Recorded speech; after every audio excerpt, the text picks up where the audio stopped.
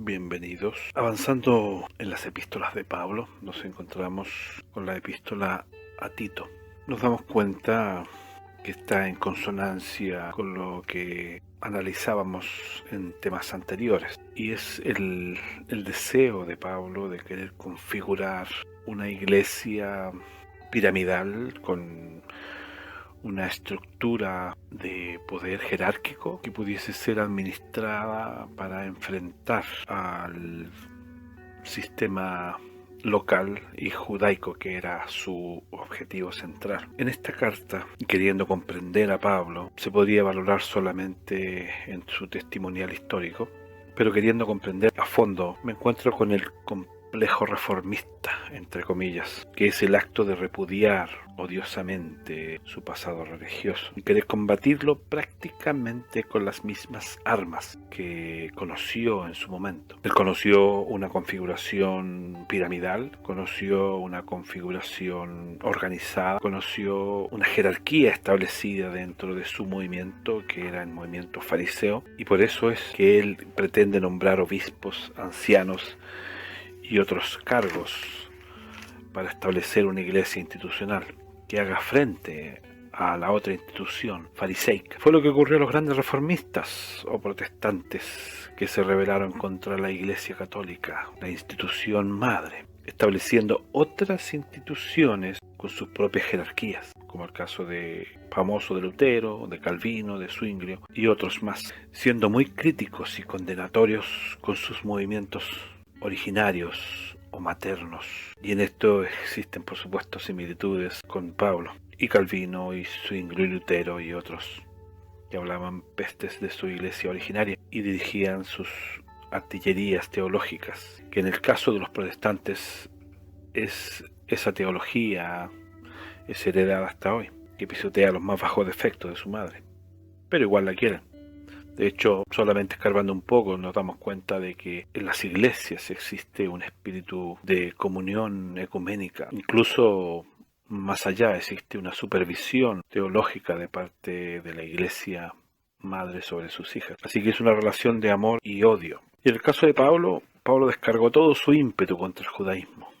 Y es notorio en los textos que vamos a ver y hemos visto, haciendo notorio su desapego, pero queriendo demostrar su insatisfacción, su dolor en consecuencia por lo hecho, queriendo demostrar que ya no pertenece a ellos. Pero increíblemente, en cada ocasión que se le presentaba, él se sentía orgulloso de haber pertenecido a ellos. De hecho, en prácticamente todas sus defensas hizo notar su origen fariseo, quizás no siendo muy necesario. Ya expusimos en temas anteriores que la iglesia es espiritual y no puede luchar en este mundo con las mismas armas de este mundo. Créanme que comprendo a Pablo, su conflicto interior, pasar de una rigurosidad extrema, criminal, fanática, a una libertad absoluta en el cristianismo espiritual que él no alcanzó a aquilatar en su totalidad, más aún siendo que era atacado como traidor por los que en su pasado eran sus hermanos amados, y ahora estos querían su muerte. Y más aún representando un nuevo movimiento llamado cristiano, que a su vez también lo miraba con desconfianza por sus persecuciones y aflicciones que impuso, llevando a muchos a la muerte,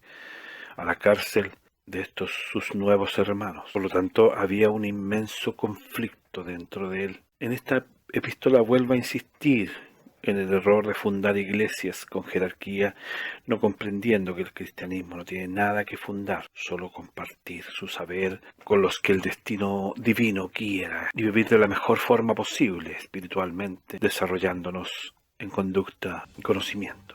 El libro de Tito tiene solamente 3 capítulos y es una reiteración de establecer un movimiento con las armas de este mundo en este mundo, lo que considero hasta ahora como un error conceptual de Pablo. No un error condenatorio sobre él, sino que solamente conceptual por lo que acabo de explicar. Después de esa carta viene una más corta todavía, que es la epístola de Pablo a Filemón.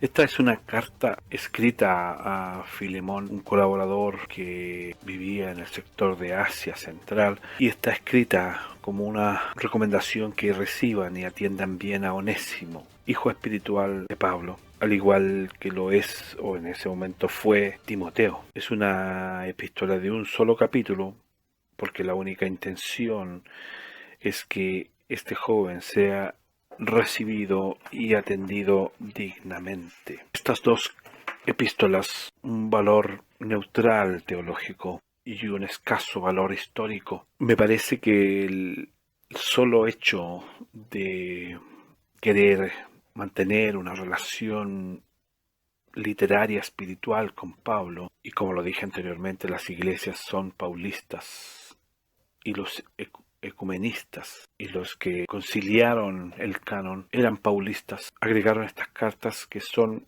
bastante inútiles teológicamente, pero quedaron en el canon y las hemos analizado y muestran quizás igual conocimiento tras líneas del conflicto que tenía Pablo en sí, entre dos mundos fuertes, entre dos mundos contradictorios en muchos puntos. Y este periodo central en la vida espiritual de Pablo no es el mejor. Me he convencido de que al final de sus días, cercanos a su muerte, él pudo sopesar mejor su bagaje de conocimiento recibido, que es el equivalente a comer muy buena comida, pero solo un tiempo posterior hace que uno pueda asimilar bien los nutrientes de esta. De la misma forma, Pablo fue un afortunado, tocado y elegido por Dios, que recibió mucha información que fue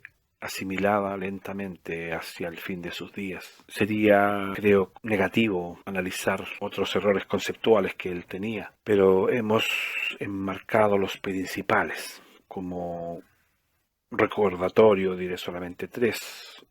Uno es el establecer una diferencia muy marcada y machista entre el hombre y la mujer. Dos es establecer una iglesia que él no consideró que iba a ser perseguida, que iba a ser discutida posiblemente, conflictiva posiblemente, pero no perseguida. Por lo tanto, quiso tomar armas de este mundo para formar un movimiento en este mundo. Y lo tercero es la subyugación de los esclavos y esa forma servil respecto a las autoridades, desconociendo prácticamente que teológicamente este mundo está gobernado por las fuerzas del mal. Pero ya entendemos que hemos dado por finalizado el análisis de las epístolas de Pablo. Vamos a dejar para el próximo capítulo la epístola a los Hebreos, un libro muy discutido, un libro muy peleado con respecto a la autoría, y ya analizaremos si es de Pablo o no es de Pablo. Espero que Dios les bendiga y nos encontramos en la próxima ocasión.